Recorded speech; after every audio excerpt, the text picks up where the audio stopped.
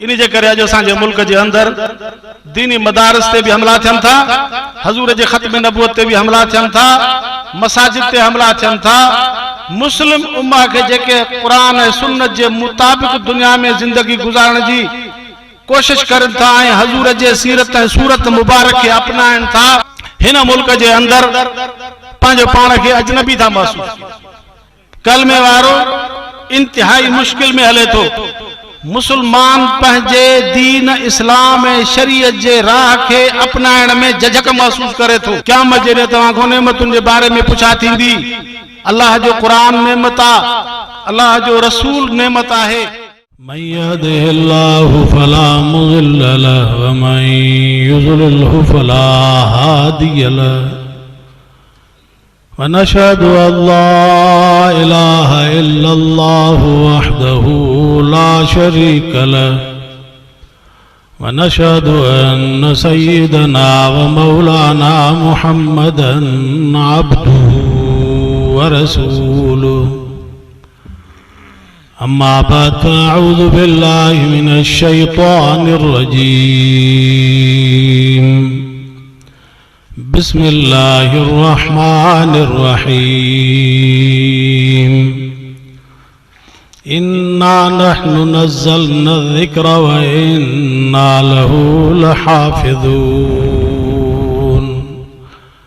सदक़ल्लाहु मौलानल अज़ीम व सदक़ रसूलुहुन नबियुस सादिक़ुल अमीन व नहनु अला ज़ालिका लमिनश शाहिदीन व शाकिरीन वल्हम्दुलिल्लाहि रब्बिल आलमीन। इन्नल्लाह व मलाइकतहु युसल्लूना अलन नबी या अय्युहल्लज़ीना आमनू सल्लु अलैहि व सल्लिमू तस्लीमा।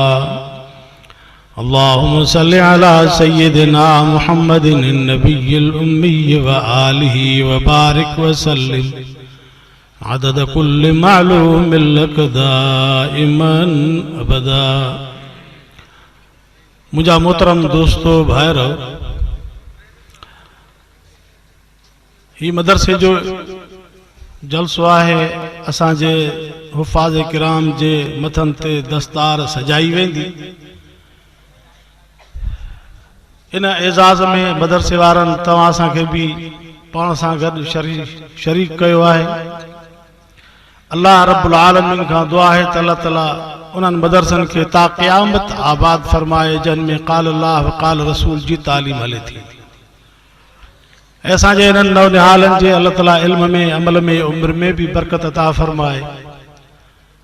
और तव्हां असां जेके कलमे गो मुसलमान आहियूं, अल्लाह ताला तव्हां असांखे भी ताल्लुक़ दीनदारनि सां इदारनि सां क़ाइम करण जी तौफ़ीक़ अता फरमाए। अज़ीज़ो, मुझे हजूर फरमायो सल्लल्लाहु अलैहि वसल्लम, पाण फरमायो त खैरुकुम मन तअल्लमल क़ुरान व अल्लमहु औ कमा क़ाल रसूलुल्लाह सल्लल्लाहु अलैहि वसल्लम। फरमायो त मुझे उम्मत में भला हुआ है जेके कुरान सिखन था सिखारन था। यो कुरान असांखे तहज़ीब जो सबक भी दे थो ऐं पंहिंजे अखलाक जो भी सबक दे थो ऐं अक़ीदे सुधारण जो भी सबक दे थो, आमाल ऐं किरदार के सुधारण जो भी सबक दे थो। एड़ो जामे किताब अल्लाह तबारक व तआला हजूर जे क़ल्ब तर ते नाज़िल फरमायो। कुरान आहे, ये इदारा आहिनि त तहां असां वटि इस्लामी तहज़ीब भी जिंदा आहे ऐं तव्हां असांजो अक़ीदो भी सुधरंदो ऐं तव्हां असांजो अखलाक ऐं किरदार भी सुधरंदो। ऐं पर जेकॾहिं इहो कुरान पाक इन जो निज़ाम असांजे ऐवाननि में हूंदो त मुल्क जे अंदर अमुन ऐं मुल्क जे अंदर अखुवत ऐं भाईचारे जी फिज़ा भी क़ाइम थींदी। अफ़सोस इन ॻाल्हि जो आहे जो असां कुरान पाक खे सिर्फ़ इबादात वारे माहौल में बंदि करे छॾियो। बाबा निमाज़ ईअं पढ़बी जीअं कुरान चवे थो, हज ईअं कबो जीअं कुरान चवे थो, ज़कात अदा ईअं कबी जीअं कुरान जी तालीम आहे, रोज़ा वग़ैरह ईअं रखबा, इबादत ईअं कबी जीअं कुरान जी तालीम आहे। बाक़ी माहौल, मुआशरो ऐं मुल्की निज़ाम इलाक़ाई हवाले सां जेके इस्लाहात आहिनि उन्हनि खे मुस्लमान पंहिंजे ख़्वाहिश जे मुताबिक़ छॾे थो। बसि इते असांजो पंहिंजो सिलसिलो हलंदो, इते असांजी पंहिंजी मर्ज़ी हलंदी, इते असांजी पंहिंजी चाहत ऐं ख़्वाहिश हलंदी। इते मुस्लमान धकिजी थो वञे पियो ऐं इहा वॾे में वॾी मुस्लमान जे लाइ रुसवाई आहे ऐं नाकामी आहे जो अल्लाह जे क़ुरान खे छॾे करे, ख़ुदाई तालीम खे छॾे करे, पैगंबर पाक जे उन ॾिनल निज़ाम खे छॾे करे पंहिंजे मर्ज़ी जे मुताबिक़ माहौल गुज़ारे थो, पोइ हिते मुस्लमान नाकाम थो थी वञे।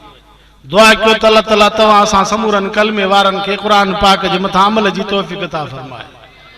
अल्लाह साईं इन निज़ाम खे मुस्तहकम बणाइण जे लाइ ऐं इन क़ुरान पाक जे ॾिनल तालीम खे ॾिसो फरमाए थो त असां नाज़िल कयो अथसि, असां हिन जी निगहबानी कंदा रहंदासीं जेसि ताणी दुनिया रहंदी क़ुरान रहंदो। पोइ मुस्लमाननि जे मथां आहे त क़ुरान ते केतिरो अमल करनि था। क़ुरान पाक में कंहिं बि क़िस्म जी हथ चोरांद कोन थींदी, क़ुरान पाक में कंहिं बि क़िस्म जी तब्दीली या मट सट कोन थींदी। जीअं तौरात में थी, जीअं इंजील में थी, जीअं ज़बूर में थी, ॿियनि किताबनि में जेके आसमानी किताब हुया क़ुरान पाक में अहिड़े क़िस्म जी तब्दीली कोन ईंदी। मुस्लमान पाण पंहिंजे हथनि सां क़ुरान पाक जे ॾिनल निज़ाम में तब्दीली आणे थो, पंहिंजी मर्ज़ी हलाए थो, पंहिंजी ख़्वाहिश खे अमल दख़ल ॾे थो, अल्लाह जे क़ुरान खे कानूनी तौर ते तस्लीम नथो करे, निज़ाम इंतज़ामी तरीक़े सां तस्लीम नथो करे। इहा असां मुस्लमाननि जी कमी आहे जंहिंमें असांखे इन जो फ़िक्र करणु खपे। अज़ीज़ो, अल्लाह तबारक व तआला क़यामत जॾहिं असां खां इन नेमतुनि जे बारे में पुछा कंदो, फरमाई सुम्मा लतुसअलुन्ना यौमइज़िन अनिन नईम, क़यामत जॾहिं तव्हां खां नेमतुनि जे बारे में पुछा थींदी। अल्लाह जो क़ुरान नेमत आहे, अल्लाह जो रसूल नेमत आहे, पैगंबर आयो या भी खुदा जो इनाम, क़ुरान पाक मिलियो खुदावंद क़ुद्दूस जे तरफ़ां, इहो बि खुदा जो इनाम। इन क़ुरान ते अमल केतिरो कयो, पैगंबर जी इताअत केतिरी कयो, इन जे बारे में पुछा थी।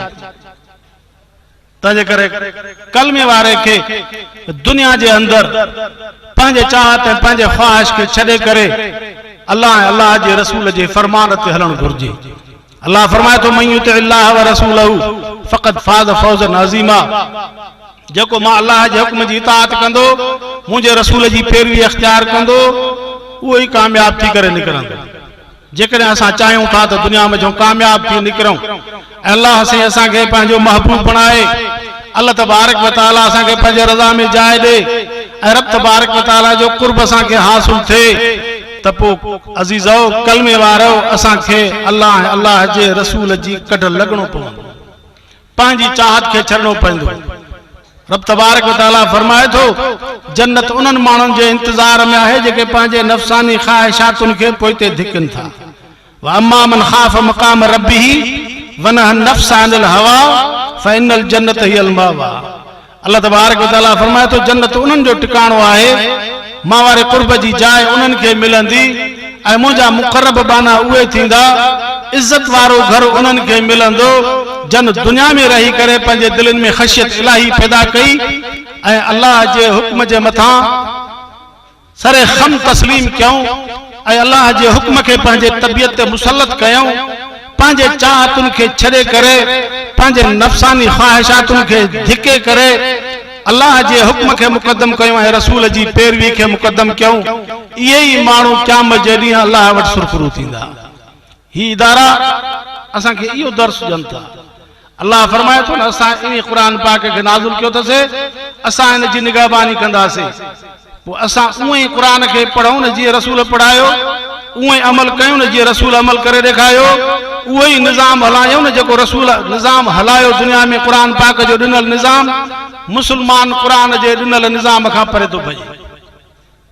इन जे करे अॼु असांजे मुल्क जे अंदरि दीनी मदारिस ते बि हमला थियनि था, हज़ूर जे ख़त्म नबूवत ते बि हमला थियनि था, मसाजिद ते हमला थियनि था। मुस्लिम उम्मा खे जेके क़ुरान ऐं सुन्नत जे मुताबिक़ दुनिया में ज़िंदगी गुज़ारण जी कोशिश करनि था ऐं हज़ूर जे सीरत ऐं सूरत मुबारक खे अपनाइनि था, उन्हनि खे दहशतगर्द करार ॾिनो वञे थो। हे अॼु दुनिया जो रुख़ इहो आहे। एतिरो यहूदी असांजे मथां मुसलत थी वियो आहे, एतिरो यूरोप मुसलत थी वियो आहे जो असां हिन मुल्क जे अंदरि पंहिंजो पाण खे अजनबी था महसूस अजनबियत था महसूस कयूं। कलमे वारो इंतिहाई मुश्किल में हले थो। मुसलमान पंहिंजे दीन इस्लाम ऐं शरीयत जे राह खे अपनाइण में झझक महसूस करे थो। इहे मदारिस आहिनि, उन्हनि जो एहसान आहे जंहिंजे करे इस्लामी तहज़ीब असां वटि महफ़ूज़ आहे ऐं इस्लामी तहज़ीब के उजागर करण वारा या उलमा जी जमात आहे जेके यूरोप जे तहज़ीब खे बुझो ॾिनियूं बीठा आहिनि ऐं यूरोप जी तहज़ीब खे धिको ॾिनियूं बीठा आहिनि। इहे अहले मदारिस आहिनि। इन जे करे अंग्रेज़ चवे थो पियो त इहे मदरसा न हुजनि छो त असांजे राह में रुकावट ई आहे। अॼु असां मुस्लमाननि जे मथां इहा शइ फर्ज़ बणिजे थी त असां उन्हनि इदारनि खे मज़बूत बणायूं, असां उन्हनि इदारनि सां वाबस्तगी अख्तियार कयूं। असांजे मौजूदा मुल्की सूरत हाल खे ॾिसो वञे त उन्हनि माण्हुनि ते नज़र रखी वञे थी ऐं उन्हनि जा बाक़ाइदे नाला नोट कया वञनि था त कहिड़े माण्हू मदरसे में ज़कात केतिरी ॾिनी। वॾनि वॾनि शहरनि में वॾा वॾा माण्हू पंहिंजे ख्वाह जे मुताबिक़ वीचारा ज़कात नथा अदा करे सघनि। जेकॾहिं ज़कात ॾियनि था इदारनि वारा ठक उते मथां बीठा आहिनि छा बाबा कंहिं ॾिनी एतिरी ज़कात। उहे माण्हू जेके ज़कात ॾियण वारा चवनि था त असांजो नालो न ॾियो, हे बसि असां तव्हांखे ॾिनोसीं, बसि हाणे तव्हांजी मर्ज़ी आहे, असांजा नाला न लिखो ऐं असांजा नाला न ॾियो छो त असांखे मुश्किल पेश अचे थी पई। अज़ीज़ दोस्तो, अहिड़े नामसाइद हालात में इदारा हलाइण ऐं इदारनि खे पंहिंजे पेरनि ते बीहारण ऐं अखराजात खे बर्दाश्त करण या मामूली ॻाल्हि न आहे। मैदान जिहाद में हलूं था, ही असांजे लाइ मदारिस के तहफ़ुज़ ऐं मदारिस सां वाबस्तगी। अॼु जो मुस्लमान जेको पंहिंजो पाण खे उलमा सां कतार में बीहारे थो, आले हक़ जे कतार में पाण खे बीहारे थो, इहो बि सवे इम्तिहाननि मां गुज़रे थो पियो। केतिरो उन जे मथां इस्तेज़ा कई थी वञे, केतिरो उन ते नज़र रखी वञे थी, केतिरो उन खे भोगणो पवे थो पियो। इंतिहाई अहिड़े ख़राब हालात में, इंतिहाई पिछड़े हालात में इहो माण्हू पंहिंजी वाबस्तगी दीन सां क़ाइम रखे थो। इहा बि शइ जिहाद खां घटि कान्हे का। अल्लाह रब्बुल आलमीन खां दुआ आहे त अल्लाह ताला असांजे इन इदारनि जी हिफ़ाज़त फरमाए, इदारनि खे जेके हलाइण वारा असांजा दोस्त अल्लाह ताला उन्हनि जी बि हिफ़ाज़त फरमाए।